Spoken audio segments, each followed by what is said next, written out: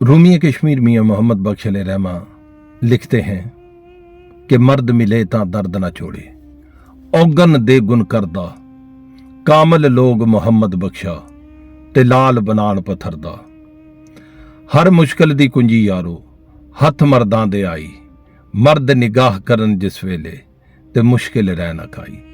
हक बात लिखी मियाँ मोहम्मद बख्श रहमा ने कि मर्द कामिल की सोबत अगर इंसान को नसीब हो जाए, उसके पास बैठना नसीब हो जाए, तो आप यकीन माने उसकी संगत की ये बरकत है कि पत्थर भी लाल हो जाता है।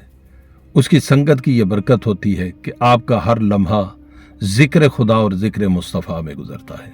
उसकी संगत का ये असर होता है कि आपको अल्लाह रब्बुल इज़्ज़त की जानिब से ये तौफीक नसीब होती है कि आप गुनाह कबीरा और गुनाह सगीरा से इज्तनाब करते हैं, बचते हैं। उसकी संगत का ये असर होता है कि इंसान के अखलाक बेहतरीन होते हैं।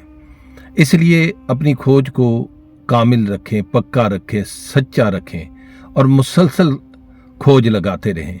एक ना एक दिन कामयाबी आपके कदम चूमेगी। आपको रास्ते में बहुत सारी हर्डल्स का सामना होगा, मसाइब का सामना होगा, उनसे घबराना नहीं।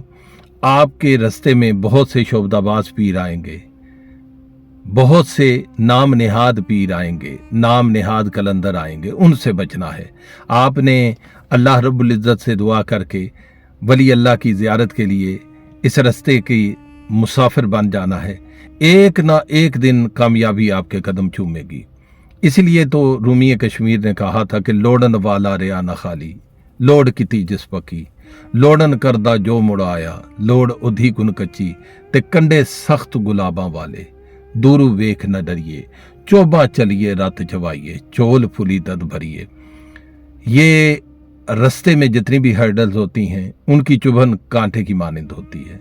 ये जितनी भी प्रॉब्लम्स होती हैं आपको तंग करती हैं, लेकिन जो सब्र के साथ, इस्तकामत के साथ इन प्रॉब्लम्स का सामना करता है, बिल आखिर कामयाबी उसके कदम चूमती है और फिर उसकी खाली झोली कामयाबी के फूलों से भर जाती है।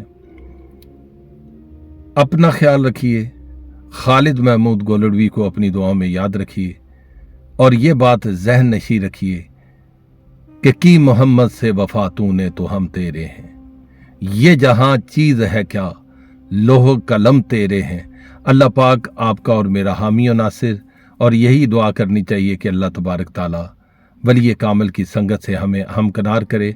और उसकी वजह यह है कि बाबा इशफाक रहमतुल्लाह अलैह ताला बात से बात चली और बात याद आई कि आप फरमाते हैं कि मैं एक सवाल में बड़ा परेशान था कि मुसलमान और मोमिन में क्या फ़र्क है। मैंने बहुत सी कुतुब खंगाली, उसमें बड़ी लंबी बातें थी। मैं चाहता था कि कोई सादा सा मुख्तसर सा जवाब मिले जिससे मुझे तशफ़ी हो, जिससे मुझे सेटिस्फेक्शन हो। तो वो कहते हैं ये खोज मुझे एक बाबा जी के पास ले गई। वो बाबा जी जिसका तस्करा वो अक्सर प्रोग्राम जाविया में करते हैं, अपनी कुतुब में करते हैं कि जब भी कोई मुसीबत का सामना हुआ तो बाबा जी ने मुझे ये हदायत दी। तो वो कहते हैं बाबा जी की संगत में जब मैं बैठा तो मुझे स्पिरिचुअलिटी नसीब हुई, सेटिस्फेक्शन महसूस हुई और वो बिखरा हुआ इशफाक जो मुंतशिर था यकजा हो गया। एक जगह पे मेरी सोच मरकूज होगी, उनका चेहरा तकते ही, उनके संगत में बैठते ही। तो वो कहते हैं कि मैंने बाबा जी से सवाल किया कि मुसलमान और मोमिन में क्या फ़र्क है। तो बाबा जी ने इतना आसान जवाब दिया कि आज तक वो जवाब मेरे दिल पर नक्श कर गया है।